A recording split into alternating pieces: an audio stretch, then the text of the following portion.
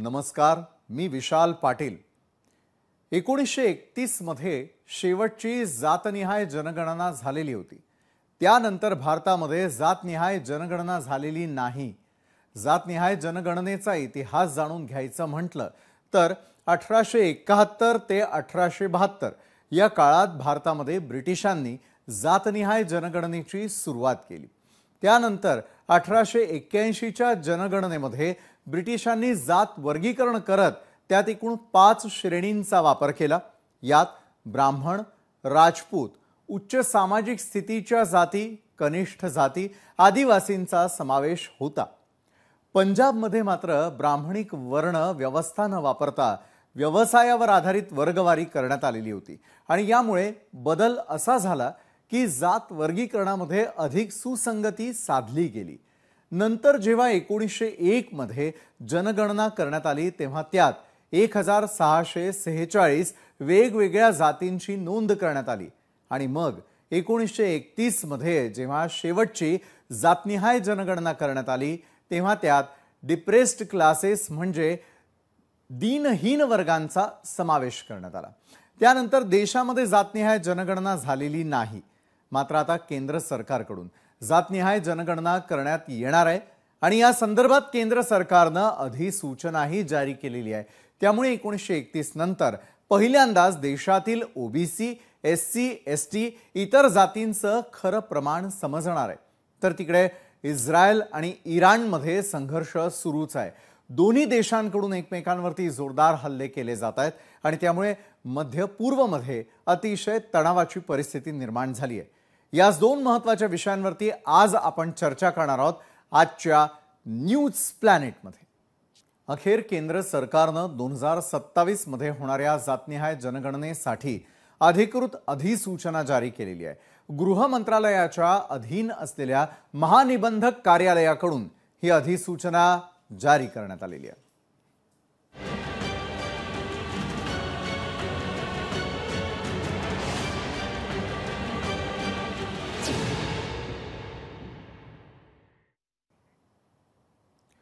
दोन 2027 मध्ये देशात जातनिहाय जनगणना केली जाणार आहे।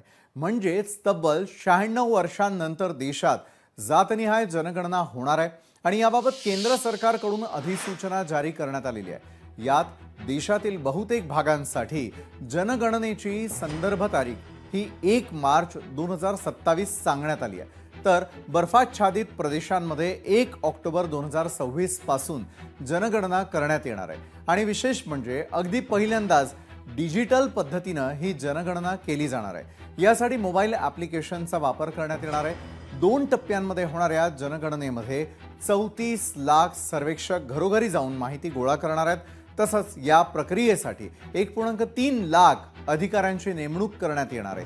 पहिल्या टप्प्यामध्ये घरांची यादी आणि घरांची मोजणी केली जाईल, तर दुसऱ्या टप्प्यामध्ये प्रत्येक घरात राहणाऱ्या प्रत्येक व्यक्तीची लोकसंख्या, शास्त्रीय, सामाजिक, आर्थिक, सांस्कृतिक आणि इतर माहिती गोळा केली जाईल। आता विषयामध्ये पुढे जाण्याआधी जनगणनेमधील फरक आधी समजून घेऊयात। तर हा फरक नेमका काय आहे त्यावरती एक नजर टाकूयात। तर जनगणनेमधील फरक काय असतो तर पहिली असते सामान्य जनगणना, दुसरी आहे जातनिहाय जनगणना। सामान्य जनगणनेमध्ये वय, लिंग, धर्म, भाषा आणि शिक्षणावरती भर दिला जातो, तर जातनिहाय जनगणनेमध्ये वय, लिंग, धर्म, भाषा, शिक्षणासह जात आणि उपजातींची माहिती त्या ठिकाणी नोंदवली जात असते। दुसरा महत्त्वाचा फरक सामान्य जनगणनेमध्ये एकूण लोकसंख्येचा आढावा घेतला जातो। जातनिहाय जनगणनेमध्ये ब्रिटिशांच्या काळामध्ये सन 1931 मध्ये ती सर्वात आधी करण्यात आलेली होती। जातनिहाय जनगणना 1931 साली झाली। त्यानंतर सामान्य जनगणना दर 10 वर्षांनी केली जाते। 1931 नंतर जातनिहाय जनगणना झालेली नाही, त्यामुळे 2027 मध्ये होणारी जातनिहाय जनगणना ही देशासाठी अतिशय महत्त्वाची ठरणार आहे। बरं, इतक्या वर्षांनी होत असलेल्या जातनिहाय जनगणनेमुळे काय फायदे होतील याचा अगदी थोडक्यामध्ये आपण आढावा घेणार आहोत। तर जातनिहाय जनगणनेचे फायदे काय? जातनिहाय जनगणनेमधून अचूक जातीय आकडेवारी कळते। मग 1931 नंतर पहिल्यांदाच ओबीसी, एससी, एसटी इतर जातींचं खरं प्रमाण समजू शकणार आहे. आरक्षण, विविध योजना योग्य पद्धतीनं त्यामुळे वाटप करता येणं देखील शक्य होईल. सध्या असलेल्या आरक्षणावरती फेरविचार देखील करता येणं शक्य होईल. गरजूंचा आरक्षणात समावेश करता येणार. तर ओबीसींचं प्रतिनिधित्व आणि योजनांमधील वाटा निश्चित करता येईल. तर जातनिहाय जनगणनेचे आपण फायदे पाहिले. दरम्यान राजकारणामध्ये जातनिहाय जनगणनेमुळे काय फायदे होऊ शकतात हेही जाणून घेणं तितकंच महत्त्वाचं आहे आणि त्यामुळे त्याची देखील माहिती आपण अगदी थोडक्यात समजावून घेऊया. तर राजकारणात काय बदल होऊ शकतो? हिंदी भाषिक राज्यांमध्ये राजकीय समीकरणं त्या निमित्तानं बदलू शकतात. मग जातीय राजकारणाचं मूळ असलेल्या बिहारमध्ये हा निर्णय निर्णायक ठरू शकतो. एनडीएला मागासवर्गीय लोकांमध्ये आघाडी मिळण्याची शक्यता देखील आहे. तर आपल्या जातीसाठी आवाज उठवणारे काही नेते आणि इतर मान्यवरांसोबत याच महत्त्वाच्या मुद्द्यावरती आपण आत्ता चर्चा करणार आहोत. यासाठी आज आपल्यासोबत आपण आमंत्रित केलेला आहे ओबीसी नेते लक्ष्मण हाके यांना. अखिल भारतीय मराठा महासंघाचे अध्यक्ष राजेंद्र कोंढरे आपल्यासोबत आहेत. वंचित बहुजन आघाडीच्या प्रदेशाध्यक्षा रेखा ठाकूर आणि ॲडव्होकेट गुणरत्न सदावर्ते या चर्चासत्रामध्ये आपल्यासोबत या क्षणी जोडले गेलेले आहेत. सगळ्यात आधी राजेंद्र कोंढरेजी, मी आपल्यापासून आजच्या चर्चेला सुरुवात करेन. गेले कित्येक दिवसांपासून मराठा समाजाला हवं असलेलं आरक्षण या अनुषंगाने चर्चा झडत होत्या. मात्र आता जातनिहाय जनगणनेसंदर्भामध्ये ज्यावेळेला सर्वच जाती धर्मांकडून ज्यावेळेला मागणी करण्यात आली, त्याचा जोर वाढवण्यात आला, त्यावेळेला अखेर हा महत्त्वपूर्ण निर्णय घेत असताना त्या संदर्भातली अधिसूचना जारी करण्यात आलेली आहे. या अधिसूचनेकडे आपण कसं पाहता राजेंद्र कोंढरे? याचे दोन्ही प्रकारे विषय आपल्याकडे आहे की जातवार जनगणनेचा फायदा आणि तोटा या दोन्ही अनुषंगाने आपल्याला याचा विचार करावा लागेल. शेवट 1931 नंतर जातवार जनगणनेसाठी आत्ताच्या मागण्या सगळ्या पुढे आल्या. त्याच्यातल्या दोन विषय त्याच्यातले प्रामुख्याने पुढे होते की भारताच्या एकूण अर्थव्यवस्थेमध्ये ज्या मागासलेल्या जाती आहेत त्यांना पुढे आणण्यासाठी आतापर्यंत शासनाने वेळोवेळी ज्या उपाययोजना केलेल्या आहेत त्या उपाययोजनांचा आढावा घेऊन ह्या जाती आता किती पुढे आलेल्या आहेत.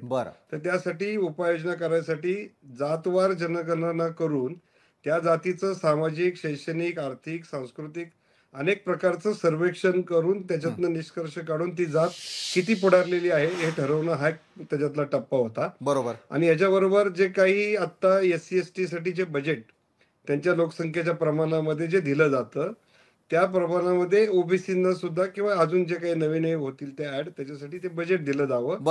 आणि त्या बजेटच्या माध्यमातून योजना ज्या आपल्याकडे आतापर्यंत प्रभावीपणे वापरल्या जात नाहीत त्या योजनांसाठी त्याचा एक रेफरन्स होईल. आणि तिसरं, आरक्षणाचं प्रतिनिधित्व ठरवताना त्या जातीची जी काही लोकसंख्या आहे ती ज्या प्रवर्गात असेल त्या प्रवर्गाचं एकूण जी टक्केवारी आहे ती टक्केवारी आरक्षण ठरवण्याचं प्रमाण कमी किंवा जास्त करण्यासाठी त्याचा उपयुक्त होईल. एवढ्या तीन गोष्टी याच्यातून दिसून येतील. बरोबर आहे राजेंद्रजी. मला आपला मूळ मुद्दा कळला. ओबीसी नेते लक्ष्मण हाके यांच्याकडे मी जाईन यावेळेला. लक्ष्मण हाकेजी, गेले कित्येक दिवसांपासून येत्या काळातल्या निवडणुका असू दे किंवा त्या अनुषंगानं आतापर्यंत इम्पेरिकल डेटा या संदर्भातल्या चर्चा झाडल्या. ओबीसी नेत्यांनी देखील ती बाजू मांडून धरलेली होती. मात्र आता जातनिहाय जनगणनेनंतर तरी इम्पेरिकल डेटा मिळवण्याचा आणि त्याचा मार्ग मोकळा होईल असं आपल्याला वाटतं का? आणि जी अधिसूचना जारी करण्यात आलेली आहे त्याकडे ओबीसी नेते म्हणून तुम्ही कसं पाहता?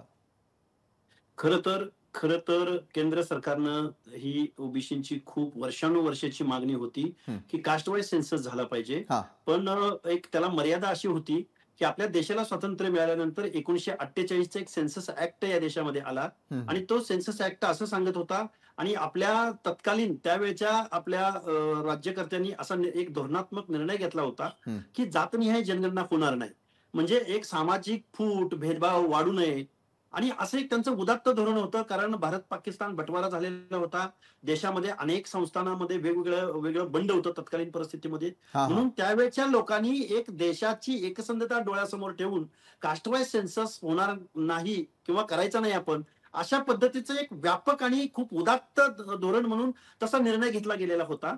परंतु देशाला स्वातंत्र्य मिळाल्यानंतर आजपर्यंतची परिस्थिती पाहता ओबीसीच्या संघटनांची मागणी असं होण्याचं कारण असं होतं की आपल्या राज्यकर्त्यांनी इथं बजेटरी तरतुदी करत असताना किंवा रिझर्वेशनाची धोरणं राबवत असताना किंवा ओबीसीच्या संदर्भातल्या अनेक जातींचं एक्सक्लुजन इन्क्लुजन करत असताना या सगळ्या गोष्टींना जी अडचण निर्माण होत होती ती कास्टवाईज सेन्ससची अडचण निर्माण होत होती आणि याच्यावरती एक पर्याय किंवा याच्यावरती एक गुणकारी औषध म्हणून कास्टवाईज सेन्सस कडे पाहिलं गेलं.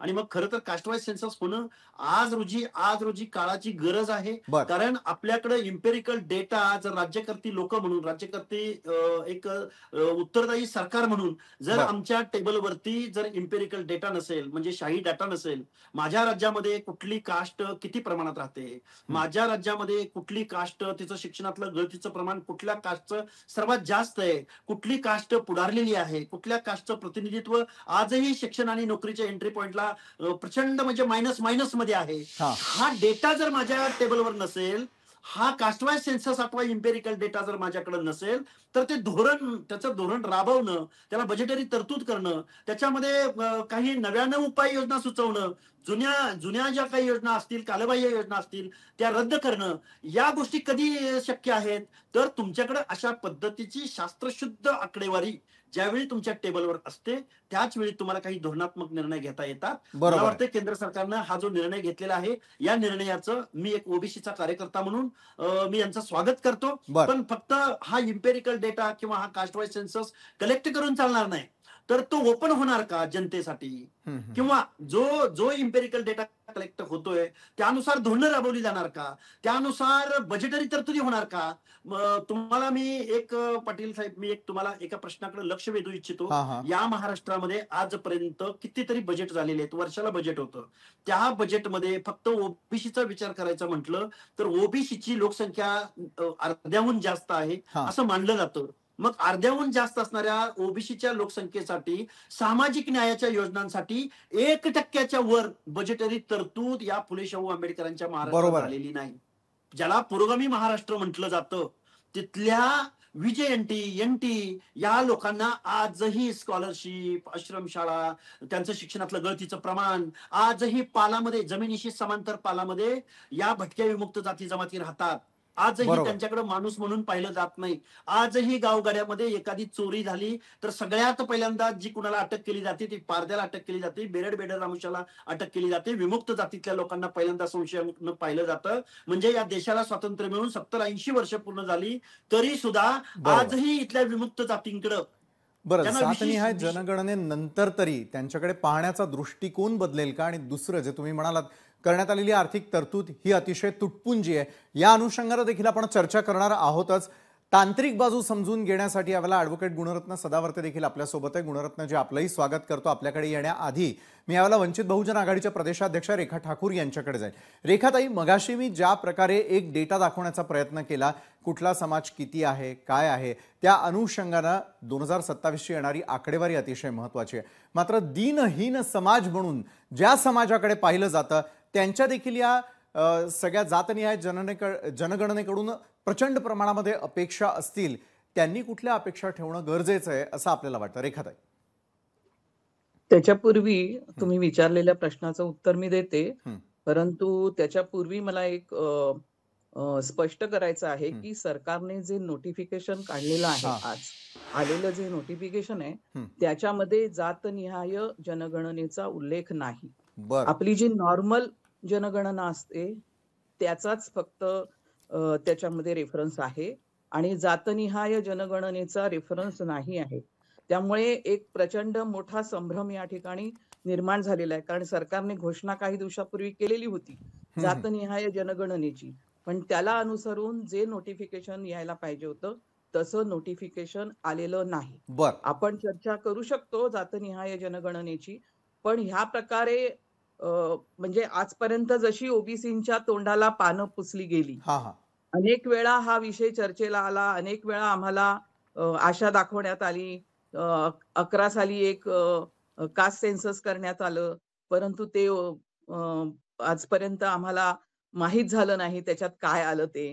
तर ह्या पद्धतीने जर का ही देखील जनगणना आम्हाला फसवणारी असेल, म्हणजे इथे जर का जातनिहाय जनगणना होणारच नसेल, तर तो खूप गंभीर विषय आहे. कारण भाजप सरकारने त्यांच्या 19च्या ह्याच्यामध्ये म्हणजे जाहीरनाम्यामध्ये जातनिहाय जनगणनेचं अभिवचन दिलेलं होतं, पण नंतर ती आम्ही करू शकणार नाही असं सांगितलेलं आहे. हां, नंतर परत आता त्यांनी राजकारणाच्या कोणत्या टप्प्यावरती त्यांनी एक घोषणा केली, की आम्ही जातनिहाय जनगणना करतो. म्हणजे हे राजकीय खेळ या पद्धतीने केला जाणार आहे, की खरोखर या ठिकाणी जे या देशामधले करोडो ओबीसी आहेत, त्यांच्या ज्या न्याय्य मागण्या आहेत, त्या मागण्या पूर्ण करण्यासाठी ह्या प्रामाणिकपणे कार्यक्रम राबवला जाणार आहे. हा आमच्या मनामध्ये अत्यंत प्रामाणिक प्रश्न आहे आणि त्याचं उत्तर आम्हाला अजून मिळालेलं नाही. ही जी काही नोटिफिकेशन आली आहे, त्याच्यातून मिळालेलं नाही. मला हा विषय महत्वाचा यासाठी वाटतो आहे, की जरी कोणी कितीही त्याला उदात्त नाव दिलं, तरी 51 साली जातनिहाय जनगणनेचं निर्णय बदलून म्हणजे 31चं जे जातनिहाय जनगणनेचं धोरण होतं ते बदलून ज्या पद्धतीचे निर्णय इथे घेतले गेले, त्याचं कारणच मुळी या देशामधलं जे संपूर्ण वर्चस्व आहे, उच्चवर्णीय वर्चस्व आहे, त्यांनी इथल्या ओबीसींना त्यांचे जे काही न्याय्य हक्क होते ते देण्याचं नाकारलेलं आहे. ह्या प्रश्नावरून बाबासाहेबांनी राजीनामे देखील दिलेला आहे. आपल्याला माहिती आहे की कलेलकर कमिशनच्या अगोदर बाबासाहेबांनी राजीनामा दिला, कारण मागासवर्गीय आयोग नेमायला नेहरू सरकार मागे पुढे करत होतं, ते नेमत नव्हतं आणि म्हणून मग कालेलकर आयोग आला. परंतु कालेलकर आयोगाने देखील या आयोगावरती म्हणजे त्यांचे जे निष्कर्ष होते त्याच्यावरती अंमलबजावणी केली नाही. नक्की. म्हणजे 50 साली घटनेमधून ओबीसींना जे काही मिळालं ते 92 साली आमच्या हातात पडलं.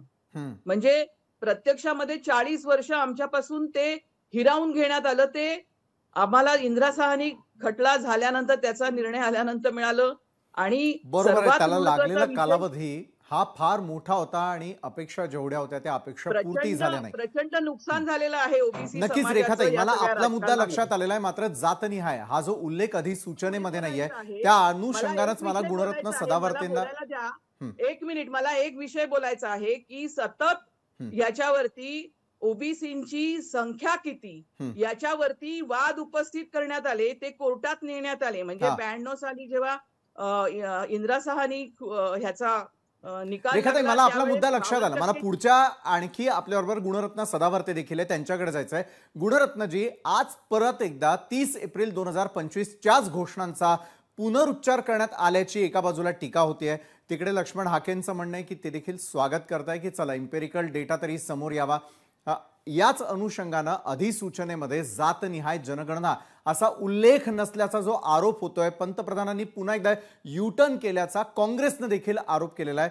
मला ही अधिसूचना तांत्रिकदृष्ट्या आपल्याकडून समजून घ्यायची आहे. खरोखर काही मेख उरलेली आहे का त्याच्यात?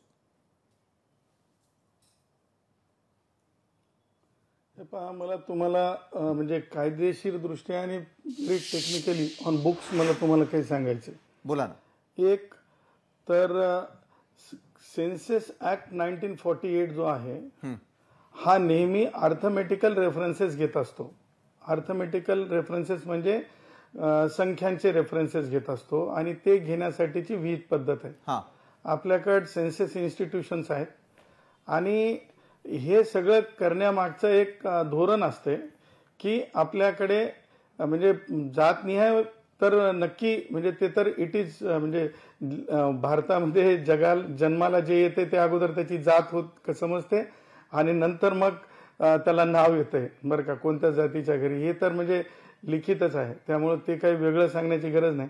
परंतु सेन्सेस करताना ह्या सगळ्या आधारावर म्हणजे सगळ्या क्लास कास्टच्या आधारावर सेन्सेस करावाच लागतो आणि ते त्या ऍक्टचा उद्देशच असते की सेन्सेस म्हणजे नुसती मोजणी नाहीये, शिरगंती नाहीये. सेन्सेसच्या ऍक्टमध्येच इनकॉर्पोरेटेड आहे आणि हे करण्यामागच्या संघर्षाला 2 कारण आहेत बरं का, जे विधिवत कारण आहेत 2. एक, आपण लक्षात घेतलं पाहिजे की एक रिझर्वेशन म्हणजे सेन्सेस मिळण्यामागचं माझं प्रतिनिधित्व किती, हा एक मुद्दा कायम उपस्थित होत आला. म्हणजे अनुसूचित जाती जमातीचं जे लोकसंख्या आहे, जनगणना म्हणजे हे आहेत, शिरगंती आहे ती अधिक आहे आणि त्यांना मिळणारं आरक्षण कमी आहे, ही एक वस्तुस्थिती आहे. दुसऱ्या बाजूला ओबीसी म्हणजे ज्यांना आपण अदर बॅकवर्ड क्लासेस म्हणतो, अदर बॅकवर्ड क्लासेसची जनसंख्या किती आहे याच्यावर आपण आरक्षण देत नाही. लक्षात घ्या, प्रामुख्यानं हे लक्षात घेतलं पाहिजे. आपण SC ST लाच फक्त रिझर्वेशन जे आहे पॉप्युलेशन बेस रिप्रेझेंटेशन देतो आणि ओबीसींना मात्र पॉलिसी बेस रिझर्वेशन देतो. त्याच्यामुळं ही जी जनगणना नक्की प्रत्येकाच्या क्लासवर कास्टवर होणार हे दुमत असण्याचं काही कारण नाही. जेव्हा ऍक्च्युअल हे आपल्या समोर फॉर्म येतील भरायला त्यावेळेस आपण ते भरताना आपल्या लक्षात येईल.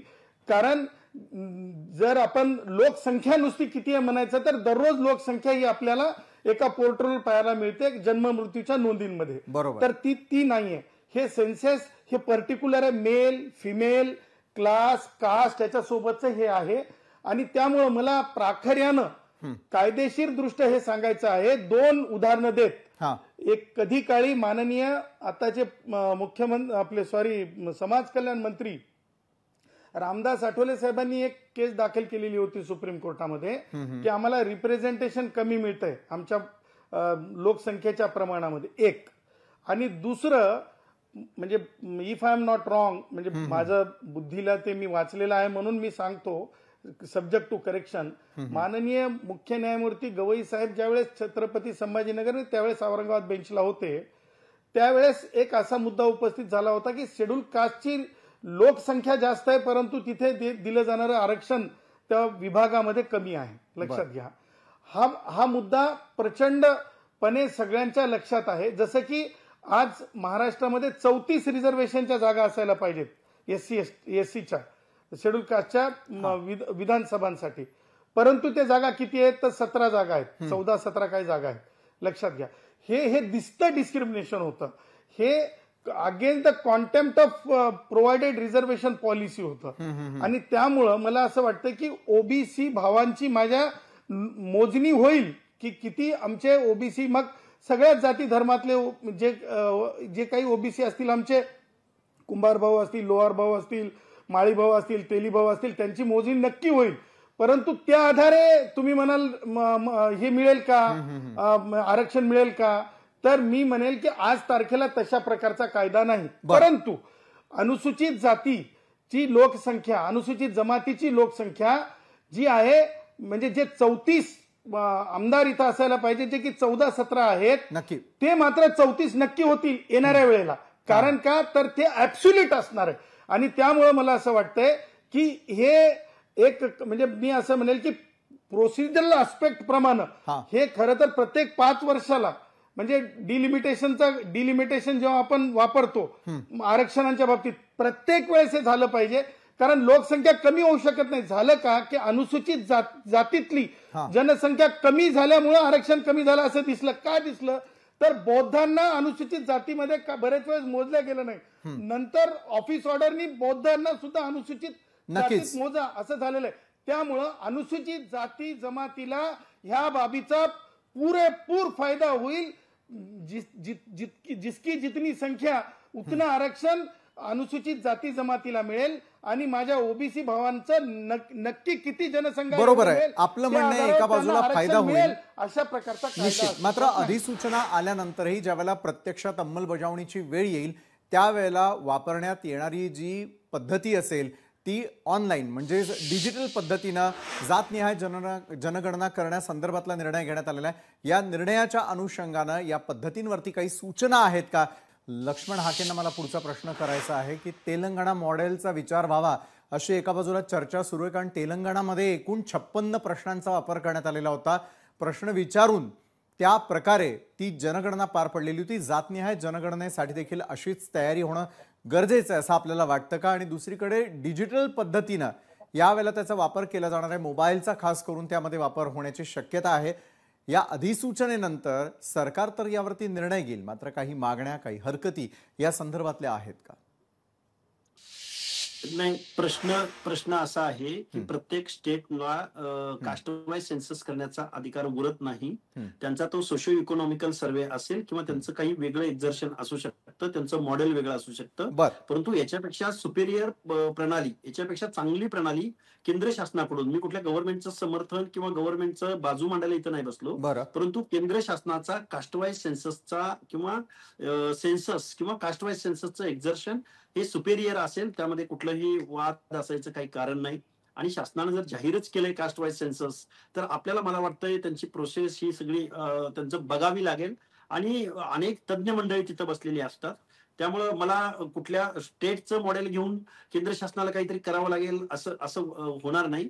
केंद्राची एक सुपेरियर प्रणाली असते आणि ती त्या पद्धतीनं चांगलं काम करेल. बरोबर आहे. मात्र तशाच प्रकारे जसं लक्ष्मण हाकेजी तुम्ही म्हणताय की एका बाजूला सरकार अचूक पद्धतीने ती करण्याची शक्यता आहे, राजेंद्र कोंढरेंना मला विचारायचं की अनेक मागण्या प्रत्येक समाजाच्या या जातनिहाय जनगणनेसाठी आणि त्यासाठी रखडलेल्या होत्या. जसं रेखाताईंनी मगाशी एक मुद्दा उपस्थित केला की जातनिहाय अशा प्रकारचा अधिसूचनेमध्ये उल्लेखच नाहीये. मग पुन्हा एकदा तोंडाला पानं पुसण्याचा तर हा प्रकार नाही ना राजेंद्रजी? नाही, आता जनगणना एवढ्यापुरतंच हे नोटिफिकेशन आहे, मी पण ते वाचलंय. बरोबर.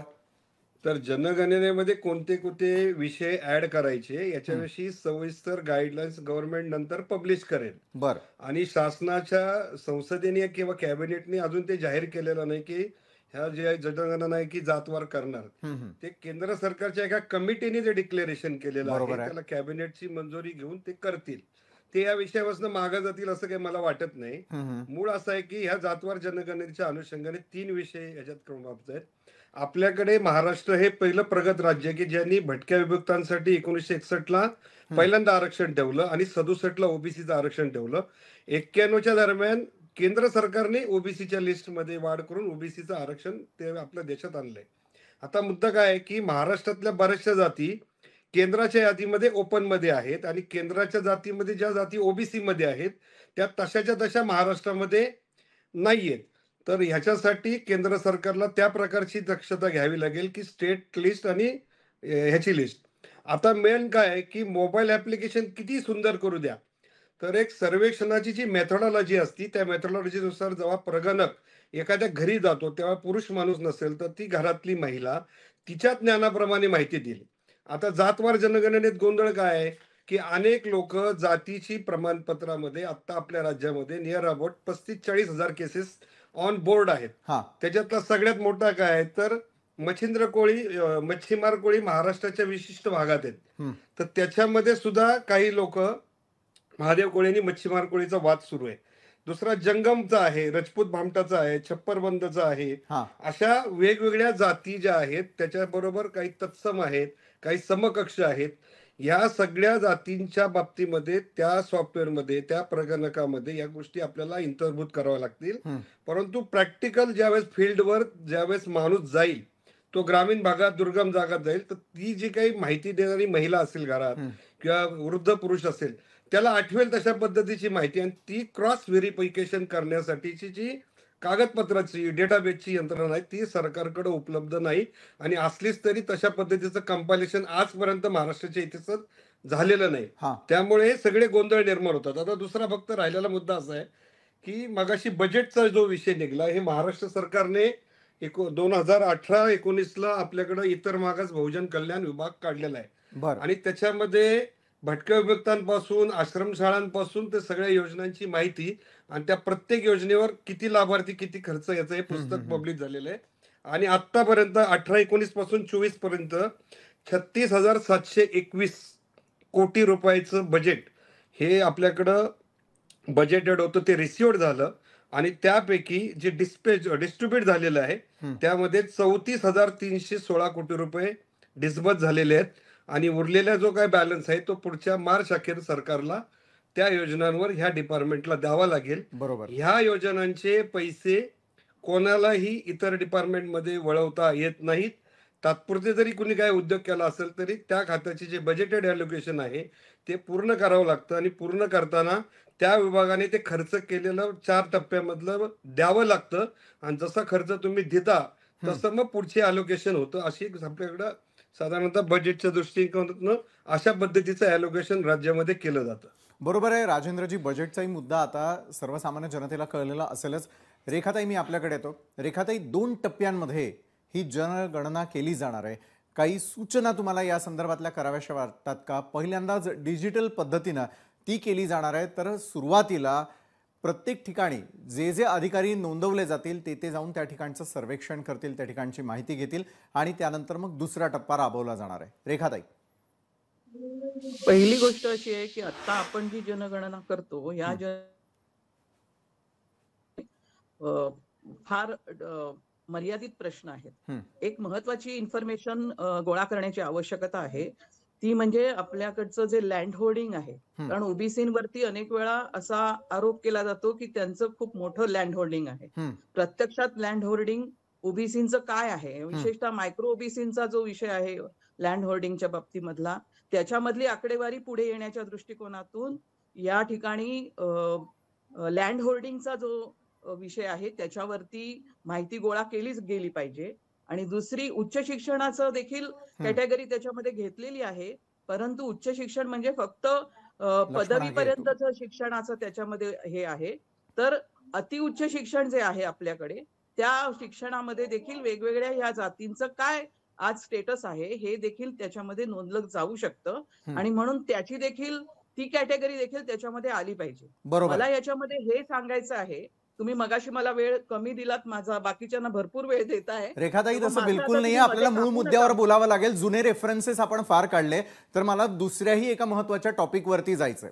रेखाताई, मला आता 2 गोष्टींचं क्लॅरिफिकेशन द्यायचंय. एक म्हणजे 67 पासून ओबीसींना आरक्षण मिळालं असं जे त्यांनी सांगितलं, त्याचं कारण नेहरूंनी त्यावेळेस कालेलकर आयोग नाकारला आणि स्टेट्सना इथे आरक्षण त्यांच्या मताप्रमाणे द्यायला सांगितलं. अतिशय तुटपुंज आरक्षण महाराष्ट्रामध्ये मिळत होतं. खऱ्या अर्थाने आरक्षण हे 92-93 नंतरच मिळायला लागलेलं आहे ओबीसींना या ठिकाणी. हा महत्वाचा प्रश्न आहे. आणि दुसरा महत्वाचा प्रश्न की गुणरत्न सदावर्ते जे सांगता आहेत की बाकीच्यांना त्यांच्या संख्येच्या प्रमाणामध्ये मिळणार आहे, पण ओबीसींना त्यांच्या संख्येच्या प्रमाणात मिळणार नाही, ते तत्वतः आरक्षण आहे असं कुठल्याही कायद्यामध्ये लिहिलेलं नाही. आणि कदाचित ते जर असेल तर मग त्याच्या विरुद्ध देखील आम्हाला संघर्ष करावा लागेल. आज माझं म्हणणं असं आहे की ओबीसींची खरंच सोशिओ इकॉनॉमिक परिस्थिती काय आहे याचं चित्र ह्याच्यामधून मिळू शकतं. ही आकडेवारी आपल्या देशामधलं खरंच इथलं जे काही सामाजिक वास्तव आहे ते पुढे येण्याच्या दृष्टिकोनातून अत्यंत आवश्यक आहे. आणि म्हणून प्रामाणिकपणे ही जी जनगणना आहे ती केली जावी अशी मागणी या ठिकाणी आम्ही करत आहोत. आज ओबीसींचं राजकीय आरक्षण महाराष्ट्रामध्ये खतम आहे. स्थानिक स्वराज्य संस्थांमध्ये जे आरक्षण मिळत होतं ते केवळ एम्पिरिकल डाटा नाही म्हणून आज बंद झालेलं आहे. म्हणजे एक ओबीसींना मिळणारं जे आरक्षण आहे ते काढून घेतलं जात आहे. याच्या पुढे आमचं शैक्षणिक आणि हे देखील नोकऱ्यांमधलं आरक्षण देखील धोक्यात येऊ शकतं. त्यामुळे आकडेवारी आणि संख्या ही खूप महत्वाची गोष्ट आहे ओबीसींची आणि ती एस्टॅब्लिश व्हावी. कारण इथे सुप्रीम कोर्टामध्ये 2 वेळा चॅलेंज झालं. म्हणजे इंदिरा सहाच्या खटल्यामध्ये एकदा ओबीसींची लोकसंख्या 52% आहे याला मान्यता दिल्यानंतर सुद्धा जेव्हा अर्जुन सिंगांनी अतिउच्च शैक्षणिक संस्थांमधलं आरक्षण दिलं होतं त्यावेळेस देखील सुप्रीम कोर्टाने हा विषय उपस्थित केला होता. पण जर का खरोखर हातच्या कंगणाला आरसा कशाला असा विषय आहे, तुम्ही जर का या ठिकाणी सर्वेक्षण केलं तर तुम्हाला डाटा मिळू शकतो, तो करायचा नाही. आणि प्रत्येक वेळेस ओबीसींची संख्या एवढीच आहे का एवढीच आहे याच्यावरून वाद घालायचे आणि वाद कोर्टामध्ये न्यायचे आणि एकदा ज्याचा निर्णय दिला त्याचे देखील परत उकरून काढायचं, हे जे सगळं ओबीसींच्या विरुद्धचं राजकारण चाललेलं आहे त्याला पूर्णविराम मिळण्याच्या दृष्टिकोनामधून ही अतिशय सविस्तर अशी जनगणना होण्याची अत्यंत आवश्यकता आहे. निश्चितच त्याची आवश्यकता आणि त्याची मागणी देखील आपण करताय. लक्ष्मण हाके, आपण मगाशी हात उंचावलेला होता ज्यावेळेला रेखाताई एक महत्त्वपूर्ण मुद्दा त्या ठिकाणी मांडत होत्या. एका बाजूला सामाजिक आणि शैक्षणिक अशा प्रकारे देखील काही डेटा समोर येणं गरजेचं आहे आणि खरोखर त्या समाजाला बाकीच्या आरक्षणाची म्हणा, जातनिहाय जनगणना करत असताना त्याच्या गरजा आहेत का हेही तपासून पाहणं तितकंच गरजेचं आहे. लक्ष्मण हाके, हे बघा, रेखाताईंनी जे लँड होल्डिंग कॅपॅसिटी हा प्रश्न उपस्थित केलाय, हा खरोखरच विचाराचा आणि एकदम संवेदनशील असा विषय आहे. डॉक्टर बाबासाहेब आंबेडकरांनी आपल्या मजूर पक्षाच्या जाहीरनाम्यामध्ये सांगितलेलं होतं की आभाळातून पडणाऱ्या पाण्यावरती, इथल्या जमिनीवरती आणि हवेवरती, इथल्या या पृथ्वी तलावरच्या प्रत्येक जीवजंतूचा समान अधिकार आहे. म्हणजे जीवजंतू आणि पुढे जाऊन मग मानवी, या सगळ्यांचा समान अधिकार आहे. पण ते होतंय का? हा प्रश्न एवढा महत्वाचा प्रश्न आहे की मग देशाचा अमृत महोत्सव, लोकशाही, मग बाकीच्या सगळ्या गोष्टी, या सगळ्या गोष्टींना बेसिक जर कुठला प्रश्न असेल, लँड होल्डिंग कॅपॅसिटी आहे, पुन्हा एज्युकेशन मधलं, हायर एज्युकेशन मधलं गळतीचं प्रमाण कुणाचं आहे, मग कुठल्या भटक्या विमुक्त जाती जमातींचं आहे का ओबीसीचं आहे, हायर एज्युकेशन मधल्या प्रमाणाचा तो काहीतरी एक हे पाहिजे, त्यामध्ये टेबल पाहिजे. आणि याच्याही पलीकडे जाऊन आत्ताच कोंढरे साहेबांनी काहीतरी आकडेवारी तुम्हाला सांगायचा प्रयत्न केला. त्या कोंढरे साहेबांना माझी विनंती आहे की आपण एकदा आमने सामने बसू आणि या महाराष्ट्रामधलं टोटल बजेट, त्या टोटल बजेटच्या या ओबीसीच्या सामाजिक न्यायाच्या योजनासाठी आजपर्यंतच्या महाराष्ट्राच्या बजेटमध्ये किती बजेटरी तरतूद झाली, मी टोटल बजेटच्या म्हणतोय, ते किती 1000 कोटी सांगतील, 10,000 कोटी सांगतील, 15,000 कोटी सांगतील, मला आकडा नका सांगू आम्हाला टोटल आमची लोकसंख्या किती. ओबीसींना लोकसंख्येच्या आधारावर बजेट मिळत नाही. मला काय म्हणायचं आहे, ऐका जरा, ओबीसींना लोकसंख्येच्या आधारावर बजेट मिळत नाही. तरतूद करताय, 2 मिनिटं सांगतो मी तुम्हाला. मला 1000 कोटी सांगू नका आम्हाला. आमची लोकसंख्या किती आणि महाराष्ट्राचं टोटल बजेट किती आणि त्या लोकसंख्या तुम्ही मोजली का? किती टक्के तुम्ही लोकसंख्या मोजली का? तुम्ही काय हवेत आणली का लोकसंख्या? तुम्ही लोकसंख्या हवेत आणली का? तुम्ही लोकसंख्या हवेतून आणली का? कुठला आकडा तुम्ही रेफरन्स धरताय? हे बघा, महाराष्ट्रात आजही इम्पेरिकल डेटा कलेक्ट होत नाही. देशामध्ये बिहारनं केला, उत्तरांचलनं केला, तमिळनाडूनं केला, महाराष्ट्रामध्ये काय होत नाही? महाराष्ट्रामध्ये होत नाही. आणि असली आकडेवारी सांगू नका. टोटल बजेट तुम्ही किती बजेट ऐका, जर तुमचं इम्पेरिकल डाटा नसताना सुप्रीम कोर्टाचे जर तसे आदेश असतील तर महाराष्ट्र कसं लागू आहे? काहीतरी आपण मुद्दे एक लक्षात घेतलं पाहिजे. ऐका जरा, तुम्ही 2 मिनिटं ऐका जरा, 2 मिनिटं ऐका. बजेटमध्ये 2 प्रकार असतात. बजेटमध्ये डायरेक्टली बेनिफिट असणाऱ्या योजना ज्या लाभार्थ्याच्या प्रवर्गाच्या जातीच्या अनुषंगाने असतात. जरा ऐका ना, अरे ऐकायला शिका. अभिनय सम्राट, अभिनय सम्राट, जरा ऐकायला शिका. फक्त नाटकातली वाक्य फेकू नका, प्रॅक्टिकल बोला ना. नाटकातली नाही, आकडा मी नाही दिला. समोर आणलंय ना, हे पुस्तक वाचा की. 1% सांगू मला तुम्ही. मुद्दा मी आता अर्ध्या मिनिटात फोडतो. बजेटरी तरतूद या फुले शाहू आंबेडकरांच्या महाराष्ट्रात नाही. जरा राजेंद्र कोंढरे मुद्दा तर समजून घ्या लक्ष्मण काय तुम्हाला. मला 1 मिनिट बोलू द्या ना. राजेंद्र कोंढरे बोला. मुद्दा फोडायचा मला बोलू दे 1 मिनिट. हे माझं आव्हान आहे महाराष्ट्राला. हे माझं आव्हान आहे महाराष्ट्राला. बरं, तुम्ही दिलेलं आव्हान ते स्वीकारताय का? हे तर ऐकूयात. 1% पुढे बजेटरी तरतूद नाही. साहेब त्यांचा म्यूट करा, मी 1 मिनिटात सांगतो. लक्ष्मण हाके, आपण त्यांना आव्हान देताय. आव्हानाला राजेंद्र कोंढरेंचं उत्तर काय ते तर जाणून घेऊयात. बोला राजेंद्रजी. तुम्हाला सांगतोय साहेब, आता त्यांना बोलून देऊ नका. हे इतर भागात भोजन कल्याण विभागाचं बजेट आहे. जरा 2 मिनिटं ऐका. तुमचं 2 तास ऐकतो, एवढं फक्त मला अर्धा मिनिटं द्या. हे नेहमी सामाजिक न्यायाची मोठ्या मोठ्या गोष्टी माईकवर करत असतात, त्यांचं ऐकतो, त्याचं स्वागत करतो. हे महाराष्ट्र सरकारने बजेट काढलेलं हे पुस्तक आहे. गेल्या 8 वर्षाच्या सगळ्या योजना त्याच्यावर खर्च आहे.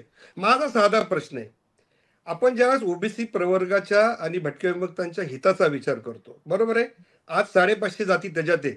हे काय म्हणतात की 1% बजेट आहे. मला मान्य आहे की जर 1%च्या पण मिळत नाही तर जास्त मिळायला पाहिजे. पण योजनांची यशस्वीता, लाभार्थ्याला लाभ मिळून त्याचा सामाजिक, शैक्षणिक, आर्थिक विकास होतो का नाही याचा सुद्धा ऑडिट सामाजिक संघटनांनी केलं पाहिजे. ते केलं जात नाही. तुम्ही आता SC/STच्या योजना बघा, प्रचंड प्रमाणामध्ये करप्शन असून सामान्य तो जो त्या घटक आहे त्याच्या शेवटपर्यंत योजना जात नाही. हे वास्तव आहे. हे तुम्ही आता वर्तमानपत्रात फक्त गुगलला टाका, समजेल. दुसरा मुद्दा ह्याच्यामध्ये असा आहे की जेव्हा आपण सामाजिक न्यायाची अपेक्षा करतो त्यावेळेस एक समाज घटक 5,000 कोटीच्या योजना मंजूर करून घेतो आणि 550 जातींना काय दिलं मग तुम्ही? मग त्यांचीच नावं घेता ना. ह्याच बजेटच्या पुस्तकात आहे आणि हेच घ्या तिथं आणि जावा 6व्या मजल्यावर भांडायला. भांडा म्हणावं, याच्यामध्ये काय चूक आहे ते दाखवा त्यांना. बसा चर्चेला, तुमच्या बरोबर आम्ही पण येऊ ना. बरं, तुमचं म्हणणं आहे की त्या ठिकाणी बजेट दिलं जातं, लक्ष्मण हाकेंना मात्र ते मान्य नाही, ते म्हणताय 1% आम्हाला त्या ठिकाणी पैसा दिला जातो. बजेट अलोकेशन झालेलं आहे. बोला लक्ष्मणजी. ऐका 30 तारखेला विधिमंडळाचं अधिवेशन आहे. या अधिवेशनाच्या वेळेस महाराष्ट्र सरकारच्या MLS.महाराष्ट्र गव्हर्नमेंटच्या वेबसाईटवर अर्थसंकल्पीय प्रकाशनामध्ये प्रत्येक डिपार्टमेंटची तरतूद आहे. त्याच्यातनं जर अपुरी माहिती मिळाली तर सरकारच्या पहिल्या मजल्यावर सामाजिक न्याय विभागामध्ये बहुजन कल्याणचं शेजारच्या ऑफिस मधलं पुस्तक वाचा. दुसरा मुद्दा अर्ध्याच मिनिटात सांगतो. जसा सामाजिक प्रवर्गाला बजेट दिलं जातं तसा एखादा रस्ता आपण त्या वस्तीपर्यंत नेला, एखादा रस्ता तिथनं, म्हणजे पायाभूत सुविधांच्या विकासामध्ये सुद्धा ही सर्व मंडळी बेनिफिशरी असू शकतात आणि वैयक्तिक लाभाची योजना असं ड्युअल बेनिफिट मिळतो. त्यामुळे हा ड्युअल बेनिफिट मिळतो असा तुमचा दावा आहे. लक्ष्मण हाकेंना तो अमान्य आहे. समजून घ्यायला पाहिजे. देवेंद्र फडणवीस साहेबांनी बजेटवर एक पुस्तक काढलेले, ते हाके साहेबांनी जरूर वाचावं. हो कोंढरे साहेब, वाचा, ते फार सुंदर आहे. अन्याय होत असेल तर तुम्हालाही कळेल, तो आपल्याला मांडता येईल. तुमच्या बरोबर येईल मी मांडायला. हो हे बघा विशालजी या महाराष्ट्रातल्या सत्ताधाऱ्यांनी बरोबर या ओबीसींना गंडवण्याचा, त्यांची दिशाभूल करण्याचा वेळोवेळी प्रयत्न केलेला आहे. माझा एकच प्रश्न आहे, साधा प्रश्न. मी नाटकी बोलतोय का तमाशातलं बोलतोय हे नंतर आपण त्याच्यावरती वाद घालू कुठंतरी. मला एकच प्रश्न विचारायचा आहे की अर्ध्याहून जास्त लोकसंख्येला त्यांच्या सामाजिक न्यायाच्या योजनांना 1% पुढं हा फुले शाहू आंबेडकरांचा महाराष्ट्र ज्यांचं नाव घेऊन यांनी राज्यकारभार करतात, 1% पुढे बजेटरी तरतूद नाही, 1% पुढे. आणि पुन्हा त्या 1% हे काय म्हणतात की या जातीने खाल्लं, या प्रवर्गाने खाल्लं, या 13,000 कोटी रुपये शेड्यूल कास्टसाठी आपल्या राज्याच्या बजेटमध्ये. 9,000 कोटीच्या रुपये, ऐका जरा, 9,000 कोटी एसटी साठी आता आपल्या बजेटमध्ये आहेत. बजेटचं पुस्तक उघडा. 21,000 कोटी 20% लोकसंख्येला आपल्याकडे अलोकेट आता केले जातात.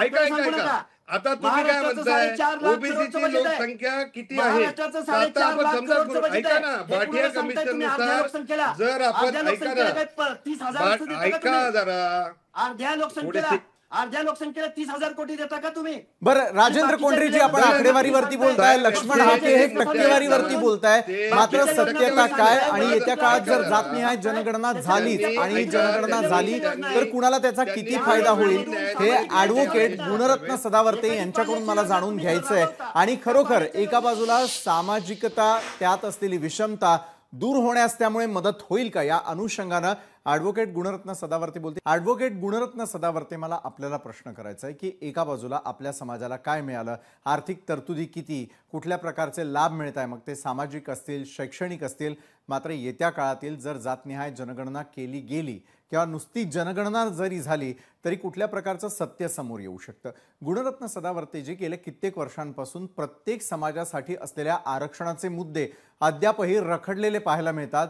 जातनिहाय जनगणना झाली किंवा जनगणना जरी झाली तरी या प्रश्नांची उत्तरं मिळतील का, आणि मग आरक्षणाचे मुद्दे आणि त्यांच्यासाठी असलेल्या आर्थिक तरतुदी यांचे प्रश्न मार्गी लागतील का?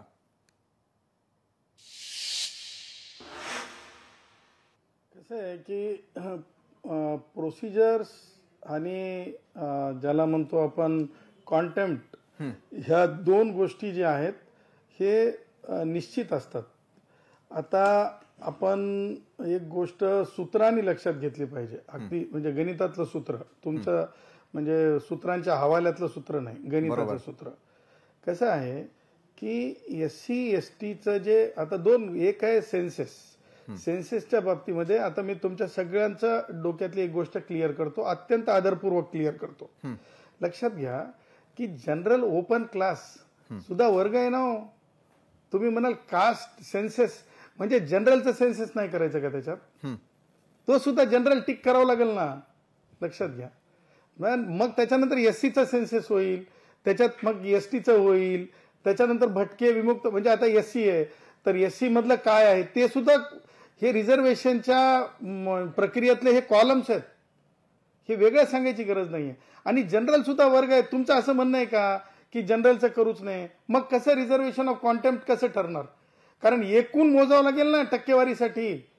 16% आपण एससीचं आपण बजेट अलोकेशन करतो, 8% आपण अलोकेशन एसटीला करतो. हे कशाच्या आधारावर करतो? हे 16% 8% कशाच्या आधारावर आणतो किंवा 27% आपण कशाच्या आधारावर आणतो? एकूण नंबर्सच्या आधारावरच आणतो ना.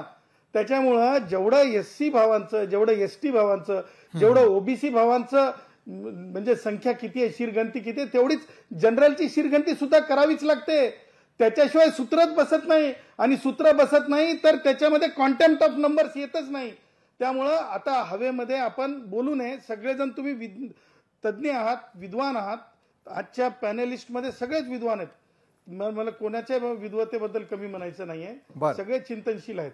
आता दुसरा मुद्दा की डिजिटल की नॉन डिजिटल. बघा, डिजिटल केलं किंवा फिजिकल केलं तरी सुद्धा मला असं वाटतं की फार जास्त परिणाम काही म्हणजे हे होणार नाही. त्याच्यात मला वाटत नाही की काही त्याच्यात धोके असतील म्हणून.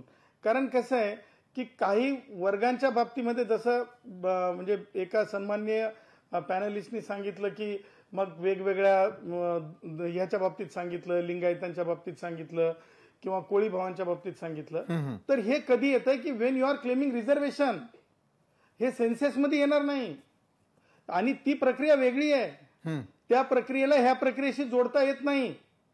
आणि त्यामुळं आता हा दुसरा मुद्दा झाला. आता तिसऱ्या मुद्द्यावर येतो. तिसरा मुद्दा असा आहे की रिझर्वेशन म्हणजे जे हे आहे, तुमची शिरगंती आहे, त्या शिरगणतीच्या आधारावर केवळ एससी एसटीला बजेटमध्ये अलोकेशन आहे. म्हणजे मगाशी मला असं वाटतं की कोंडारेजी सांगण्याचा प्रयत्न करत होते, दोघंही म्हणजे दोघांची मतं वेगवेगळ्या दृष्टीने महत्वाचीच आहेत, म्हणजे हाके साहेबांची सुद्धा आणि कोंडारेजींची सुद्धा. परंतु एक लक्षात घेतलं पाहिजे की एससी एसटी साठीच बजेटरी प्रोव्हिजन लोकसंख्येच्या प्रमाणात आहे आणि ती बजेटची जर म्हणजे वापरण्यात आलं नाही, दुसरीकडे तर वापरताच येत नाही. ते उर्वरित बजेट, शिल्लक बजेट हे परत पाठवावं लागतंय. हे सुद्धा विधिलिखित कायदा आहे आणि हे न करणं हे भारतीय संविधानासोबत द्रोह आहे असं सुद्धा म्हणलेलं आहे. परंतु जे आता आपले जे म्हणजे माझे वेगवेगळे छोटे म्हणण्यापेक्षा वेगवेगळे जे जात समूह आहेत माझे, म्हणजे जसं की माझा कैकाडी भाऊ आहे, जसं की माझा वडार भाऊ आहे, जसं माझा सुतार, कुंभार, लोहार, माळी, तेली, हे सगळे भाऊ आहेत. ह्यांच्या प्रगतीसाठीचं जे बजेटची जी आपण जी चर्चा करत आहोत, ही चर्चा त्या राज्य शासनानं, त्या राज्य शासनाच्या अखत्यारीतली ती बजेटची चर्चा आहे आणि तिथे तुम्हाला अतिसंवेदनशील राहावं लागतंय. आणि त्या अतिसंवेदनशीलपणातून तुम्ही म्हणजे आपल्या समाज जे आपले हे जे समाज घटक आहेत, त्या समाज घटकाला आर्थिक उन्नतीसाठी, आर्थिक न्यायासाठी, कारण फंडामेंटल राईट नाही आहे ओबीसी भावांकडे बजेट अलोकेशनचा, फंडामेंटल राईट आहे बजेट अलोकेशनचा एससी एसटीच्या भावांकडे. हे मी तुम्हाला म्हणजे हे सूत्रावर सांगत आहे, हे मी कायदेशीर सांगत आहे, हे मी वेग सांगत नाहीये, हे मी म्हणजे काहीतरी थेरॉटिकल मला भाषणातून सांगायचं नाहीये. परंतु ह्या गोष्टीला मला असं वाटत नाही की पॅनलिस्ट पैकी कोणी सुद्धा ह्या गोष्टीला असं म्हणेल की हे सूत्र मी सांगितलेलं चुकीचं आहे किंवा हे एक्स्ट्राऑर्डिनरी मी काहीतरी सांगितलं असं मला वाटतं. बरोबर आहे. ॲडव्होकेट गुणरत्न सदावर्तेजी, हा विषय अतिशय साध्या सोप्या पद्धतीने समजावा यासाठीच आपण आज चर्चेचं आयोजन केलेलं होतं, जे सूत्राच्या माध्यमातून तुम्ही समजावून सांगण्याचा प्रयत्न केला. जाता जाता तिन्ही मान्यवरांकडे फक्त काही क्षणांचा वेळ आहे. राजेंद्र कोंढरेजी, मी आपल्यापासून सुरुवात करेल. सरकारनं ही जातनिहाय जनगणना करण्याचा निर्णय घ्यावा, अधिसूचनेत तसं क्लॅरिफिकेशन द्यावं असं आपल्याला वाटतं का? हो किंवा नाही मध्ये मला तिन्ही मान्यवरांकडून उत्तर अपेक्षित आहे. राजेंद्रजी, अगदी एका वाक्यात.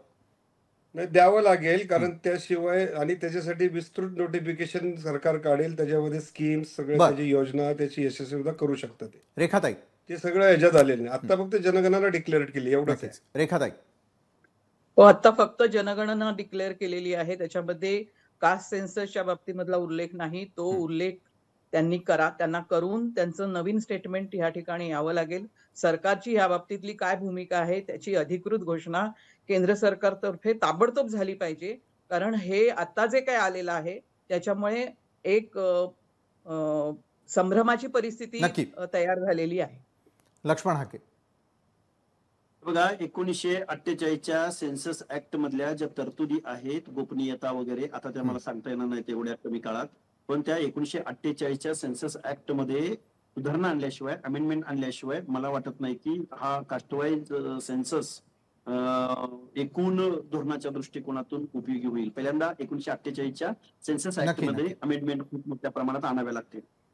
तर जनगणना आणि जातनिहाय जनगणना यातील फरक समजावून घेणं, त्याचबरोबर त्यात निर्माण झालेला गोंधळ कुठेतरी दूर व्हावा यासाठी आपण या चर्चेचं आयोजन केलं होतं. धन्यवाद सर्व मान्यवरांचे, आपण या चर्चासत्रात आमच्यासोबत जोडल्या गेलात त्यासाठी.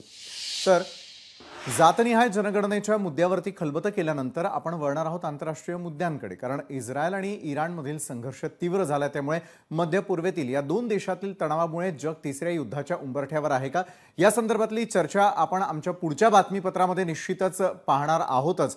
तत्पूर्वी या बातमीपत्रामध्ये वेळ झालेली आहे इथंच थांबण्याची. मात्र ताज्या घडामोडींसाठी पाहायला विसरू नका लोकशाही मराठी.